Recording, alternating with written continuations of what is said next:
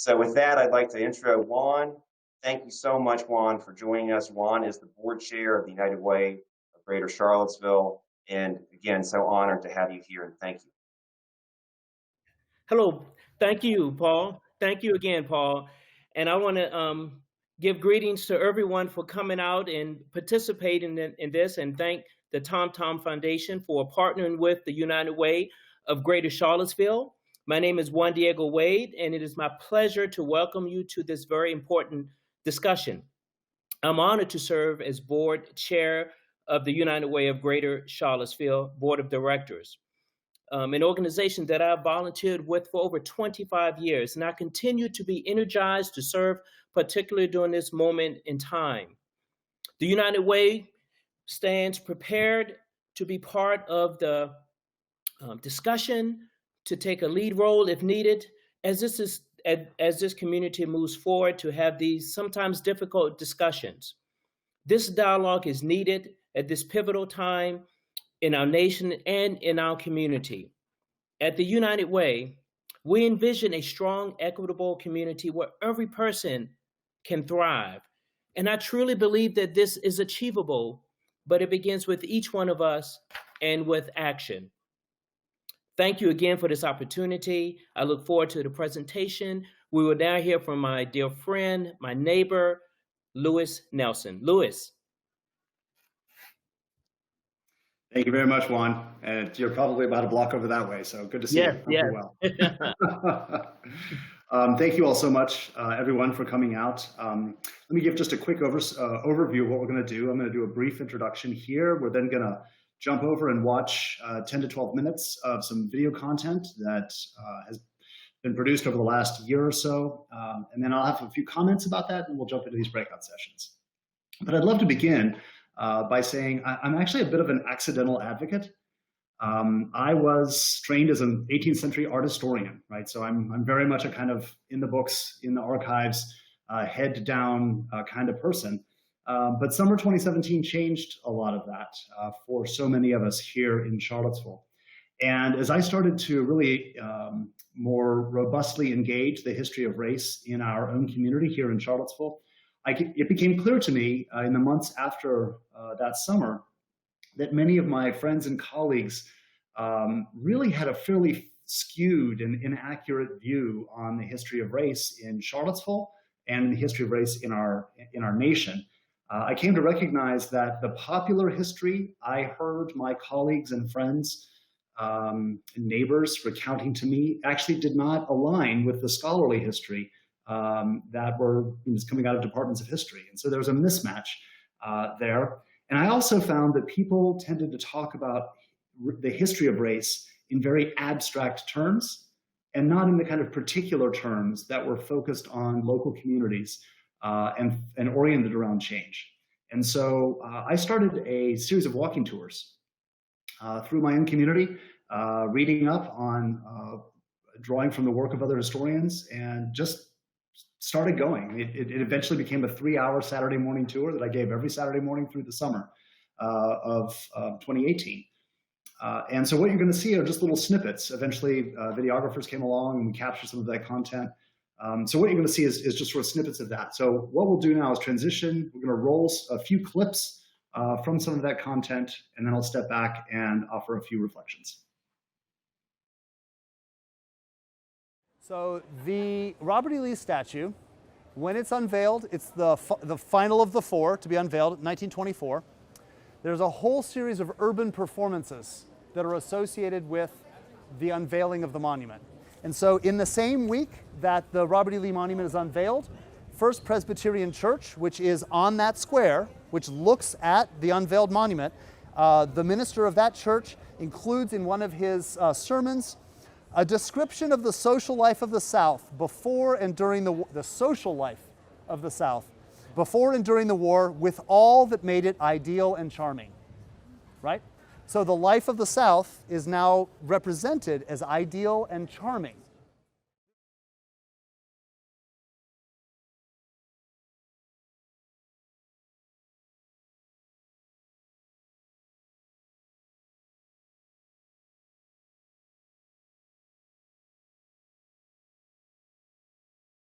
We have to recognize when we look at a neighborhood like Star Hill is that unlike white neighborhoods, which are purely residential, Star Hill is mixed use, professional residential, because most of these black professionals don't have nearly the access to office spaces, right?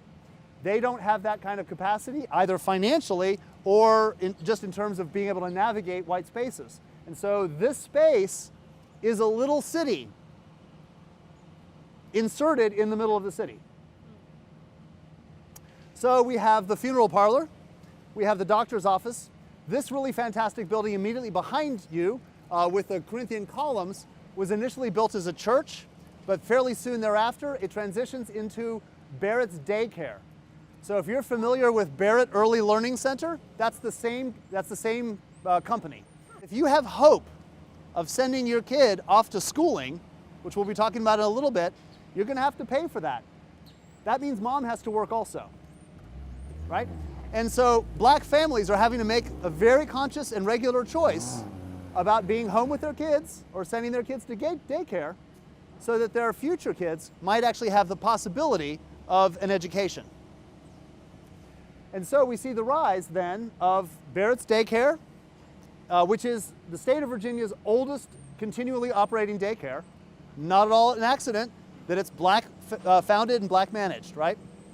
It's established in the 1930s. So Barrett's daycare is the third of three institutions. The last is this brick-fronted building. So if you take a look at this white building with the brick front, that was the residence and offices of a financier and mortgage company. The city of Charlottesville, like many other cities across the state of Virginia, established a segregation code in 1912. So there is officially on the books a segregation code that says this neighborhood must be exclusively white, this neighborhood must be exclusively black, right? And so if you're seeking to be a homeowner, the racial codes of the city say you can only buy houses in certain areas, right? It's also quite clear that banks and mortgage and lending institutions give far better preferential treatment to their white customers than they do to their black customers, forcing African Americans to pay more for the money they're borrowing. So you then see the rise of a black-owned and black-managed banking and mortgage infrastructure as a way of contesting that, so that blacks can actually own buildings. They can own their houses, right? In the early 20th century, there's a middle-class black community that wants to be homeowners.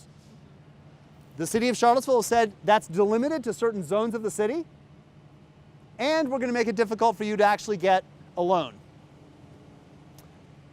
That's what structural racism looks like in the early 20th century.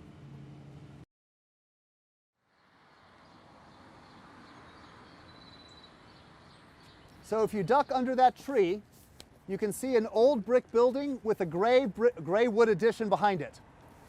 That building is Inge's grocery store.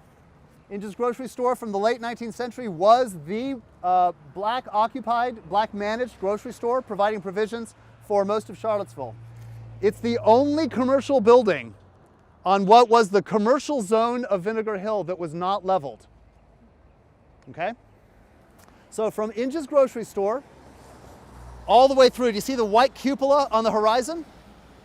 The white cupola on the horizon is the cupola on Lane High School.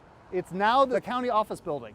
So exactly in the space of the three high schools of the city of Charlottesville, from Lane High School all the way through the Omni Hotel. And you can just barely see the OM of the Omni, the whole footprint of the Omni Hotel. That was the Vinegar Hill neighborhood. The Jefferson School stood at the bridge between Star Hill and Vinegar Hill. Star Hill is on a higher elevation, Vinegar Hill is on lower elevation. The vote was taken in 1960, within months of the integration of these schools. The vote was taken in 1960, and by 1964, that work was being enacted on the urban infrastructure of Vinegar Hill. Hundreds of houses, a church, and 29 businesses were leveled as a result of the decision to engage in urban renewal in that year. Urban renewal is the taking of bulldozers and leveling everything in its way, right? It's the seizure of land by eminent domain, by a government institution, for the prospect of urban improvement, right? Now, it's important for us to recognize that this is actually a progressive ideal in this period. Urban renewal is about improving the well-being of everybody in the city. That's the language of urban renewal. Vinegar Hill has at this end houses that look just like the houses that we've walked through in Star Hill, right? But as you move down the hill, you get to what was called the Bottoms. And the Bottoms was the washout zone. All of this rain would run down a big creek that's now McDonald's parking lot. That was called the Bottoms, and that was filled with shanties. Shanties and the houses adjacent to them that had never had water, power, or sewer.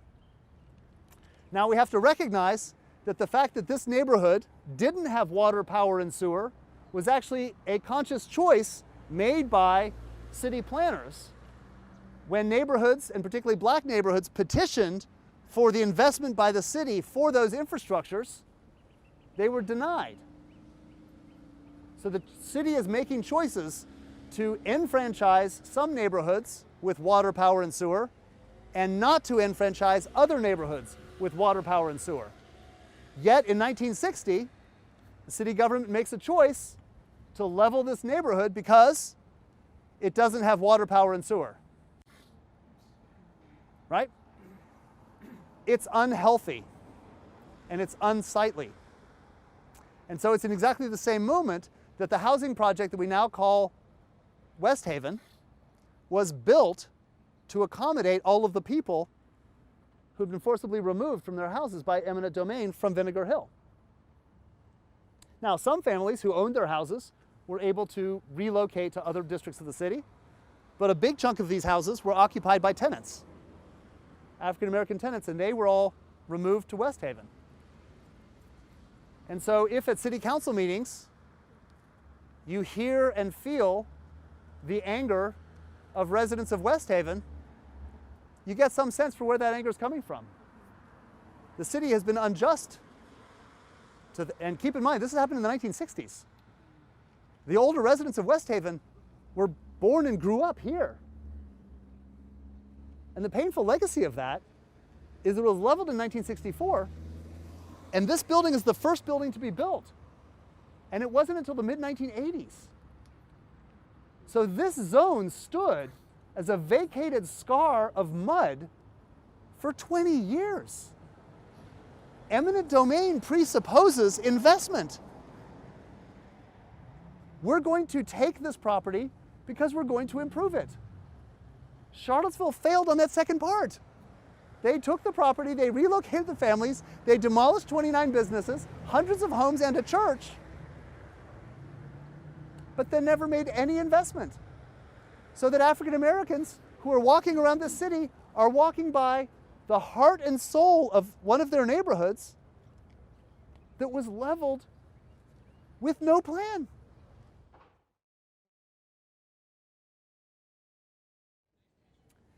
And so, when Charlottesville saw a series of events that brought the KKK unhooded, courageous and bold, many of Charlottesville's white residents were astounded, shocked. How could these people from the outside invade our peaceable city?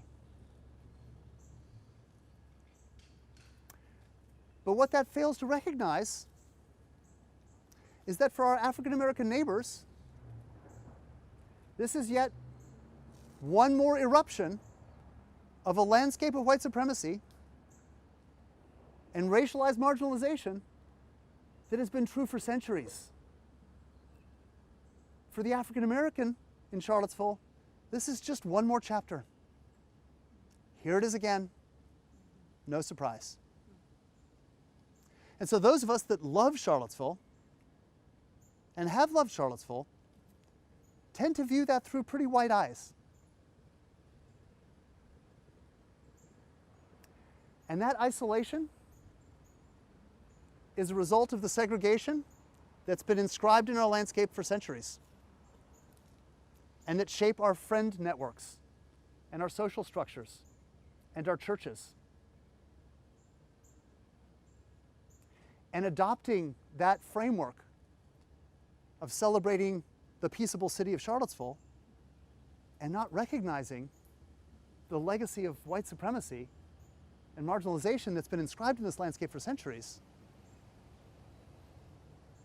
is simply not hearing my neighbor. It's choosing deafness. And for us to jump too quickly to a language of reconciliation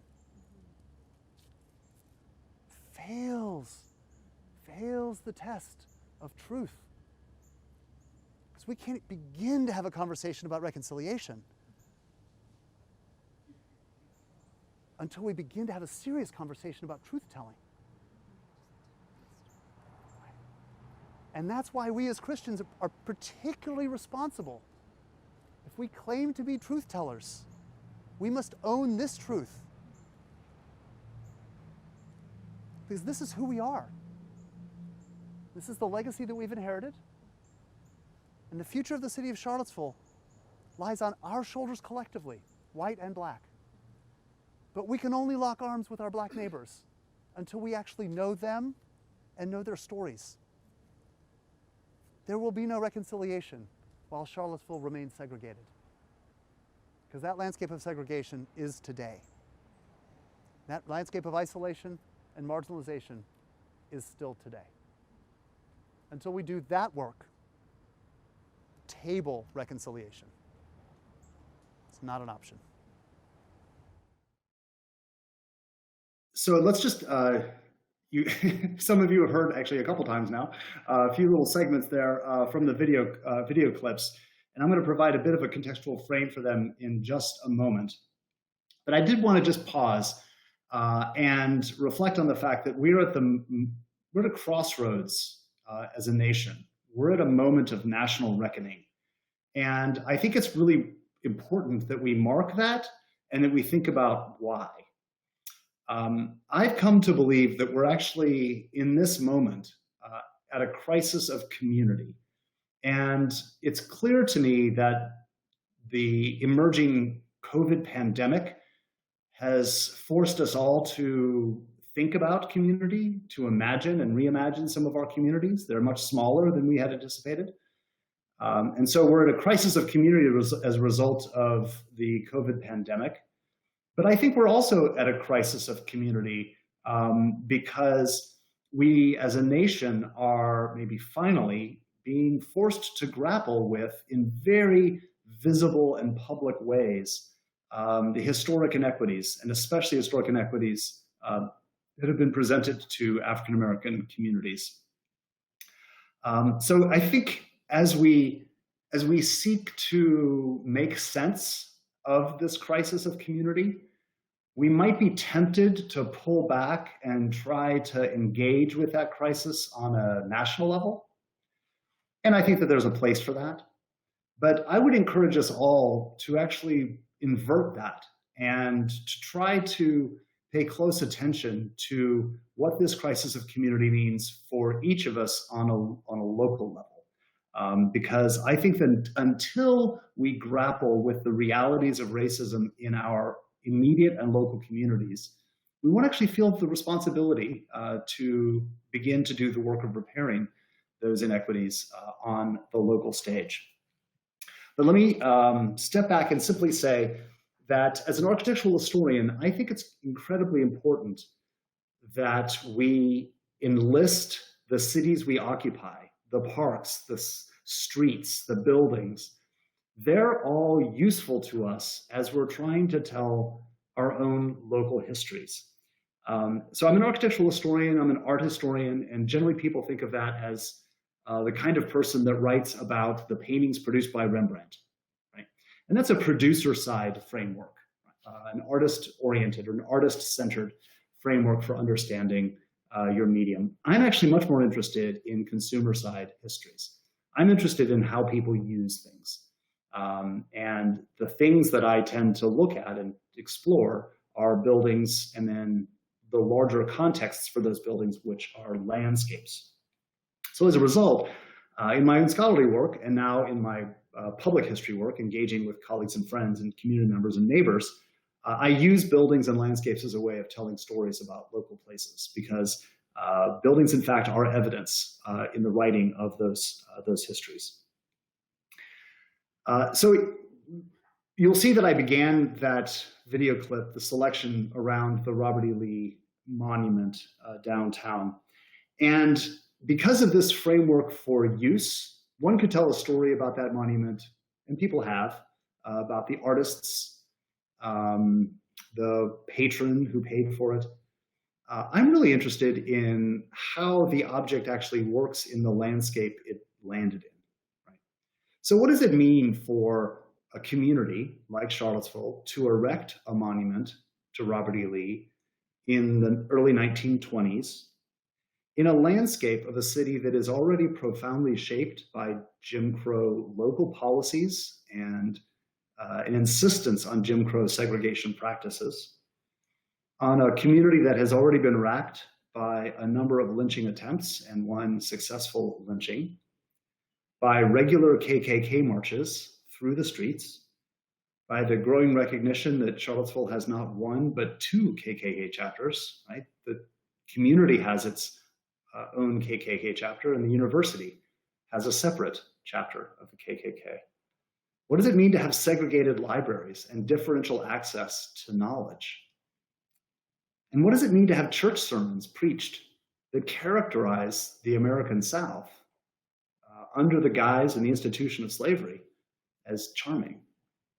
All of those things are part and parcel of the same social construction or the experience of that monument.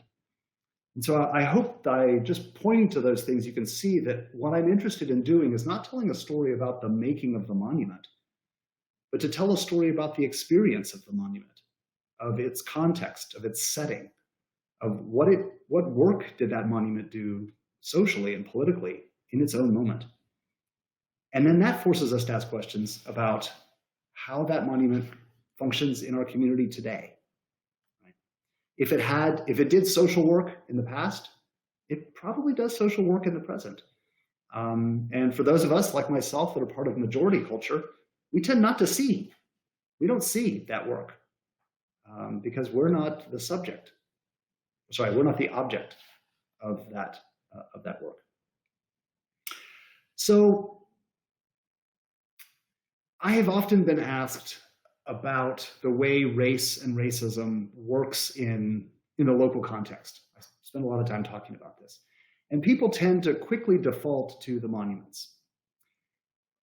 And in thinking about that, I've actually come around to believing that it's important that we have at least three different frameworks for understanding how race and racism functions in a community setting.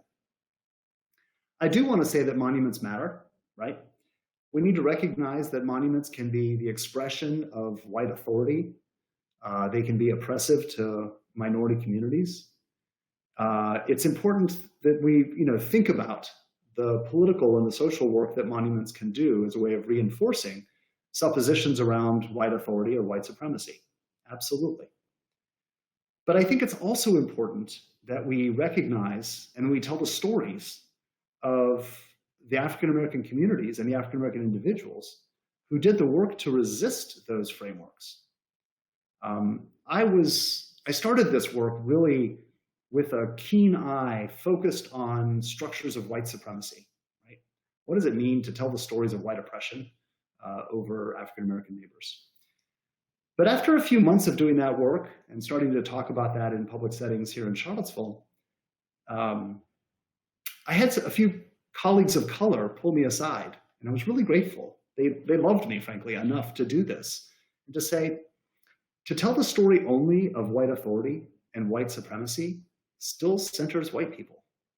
And it's really important that as we're thinking about how race and power unfold in local communities, that we tell not just the story of white authority or white power and white oppression, but that we also tell an equally important, if not more important, story of Black resistance, of African American neighborhoods and communities, of the ways that resilience springs up in those communities.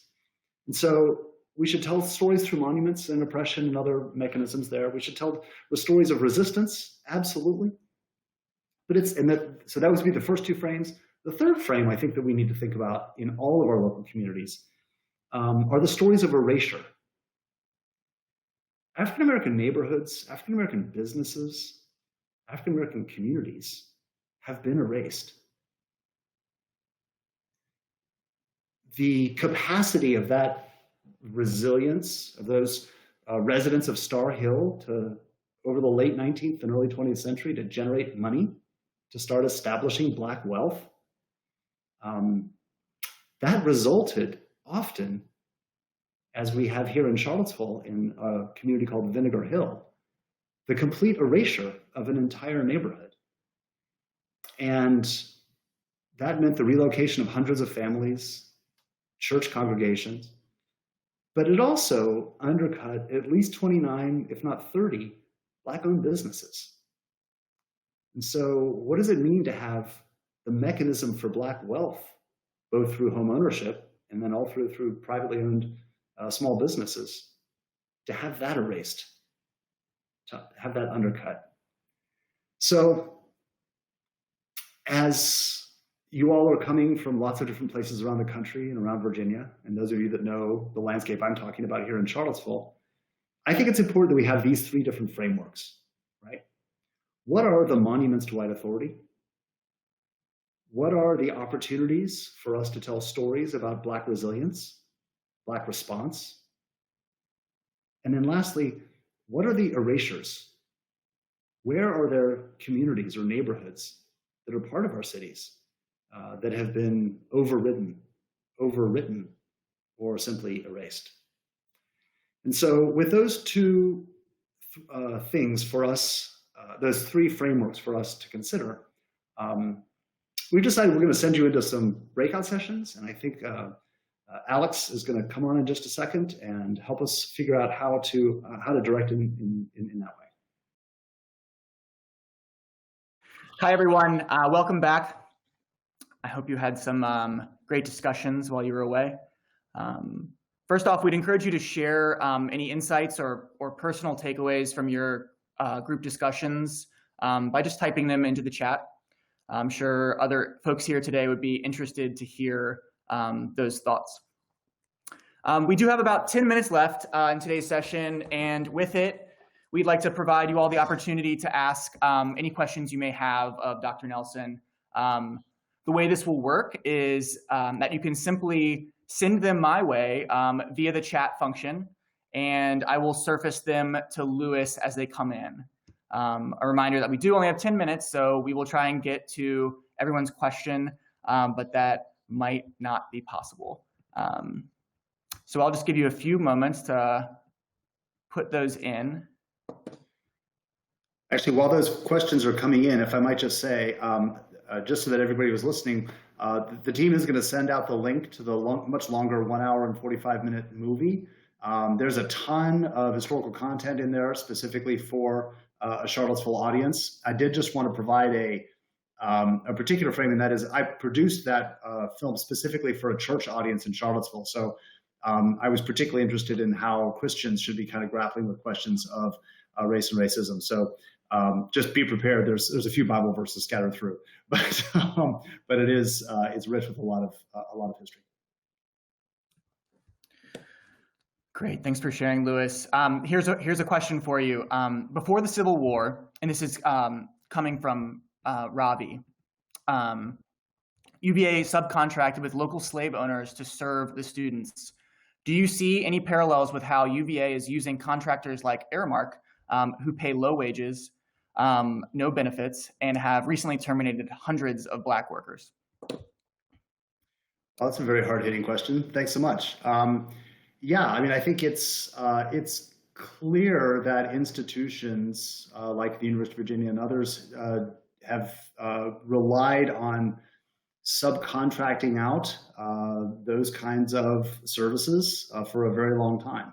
I think it's an incredibly unfortunate parallel, but a true observation that enslaved people provided those same services via people who owned them for the first 50 years of the University of Virginia's operation, and then had a long legacy of underpaying those service providers who were part and parcel of the university service framework. Yes, I think that there is a through line, if you will, in that. I think that's a fair correlation. Mm-hmm. Here's one from Kim.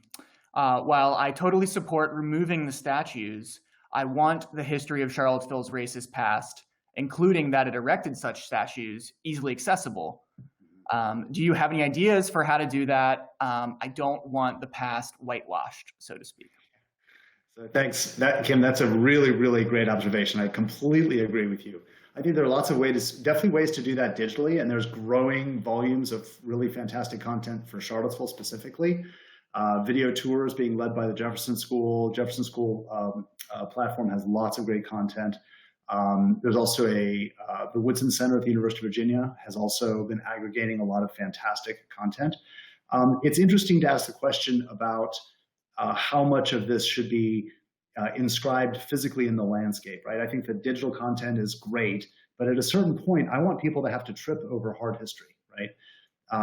But at the same time, it needs to be framed in a way that it's child appropriate. I had the pleasure of being involved in the Memorial to Enslaved Laborers, and while I wanted to present a very, very hard-hitting narrative in the timeline for the Memorial to Enslaved Laborers, I actually had African-American educators push back and on some of the phrasing and language I was using, because it's just not appropriate for an 8-year-old to read that. And so I think we do have to be careful to ensure that it's the history that is physically in the landscape, which implies, of course, that I believe it should be physically in the landscape, is child appropriate.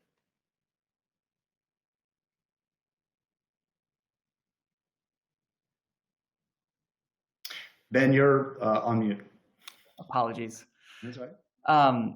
This is from Brian. Lewis, would you like to see UVA do anything with regard to undergraduate housing taking up so much Charlottesville real estate that could otherwise be available as housing for community residents?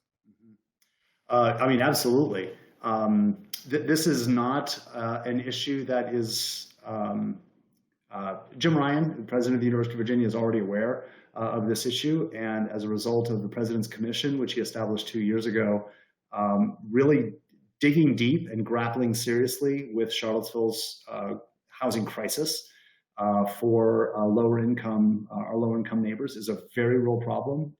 The University of Virginia has contributed to exacerbating that problem for a very long time. And I think under Jim Ryan's leadership, we're looking forward to seeing the university be a part of that solution. Drawing more students back onto grounds seems sort of self-evident, one self-evident dimension to that. But I think that you can see, and we'll expect to see under Jim, a robust conversation over the coming years about how we resolve, in partnership with community leaders, nonprofit leaders like the United Way and others, to step into that space and fix that problem. Here's another UVA-centric question. How would you rate the importance of renaming buildings and monuments at UVA that honor Confederates, eugenicists, and white supremacists? This is from Howard. I've been very clear about my particular view on this. I think it's incredibly important that the landscape we occupy speaks specifically to the values that we hold. And that's true as a community, and it's also true at the University of Virginia. So it's incredibly important for me that individuals who had a very clear racist perspective on life, whether they're from the 18th, 19th, or 20th centuries, their names should not appear on buildings. And that's, I've been pretty public about that view.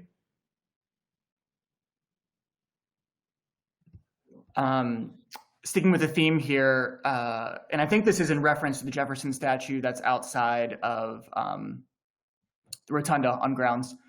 Do you think that that statue of Thomas Jefferson should be removed?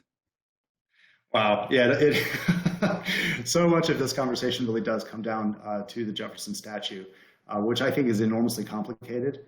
I will say that following from my previous comment, I think it's really important that the buildings, monuments, memorials reflect the values we affirm.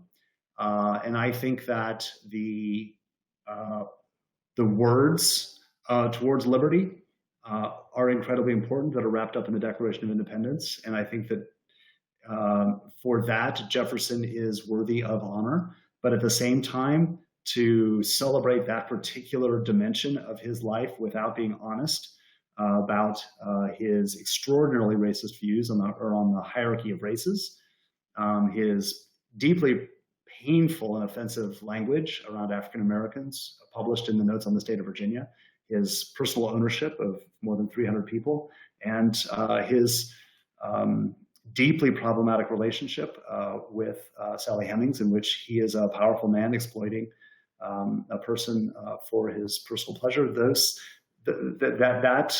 dimensions also must be owned by those people who want to simultaneously celebrate his language around personal liberties. So, I think that the whole community should have a conversation about that monument. I waffle back and forth on that statue specifically. I am grateful that the university has installed the Memorial to Enslaved Laborers, which is very hard-hitting and direct criticism of a lot of the false histories that have been constructed around Jefferson. So I think that is a step in the right direction. But whereas a monument to a Confederate general should just obviously be taken down, I personally am still struggling with questions around the Jefferson statue. I will say the strongest argument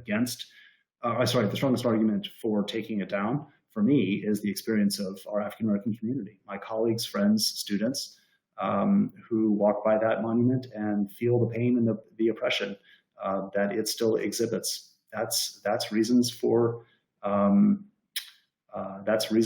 removal.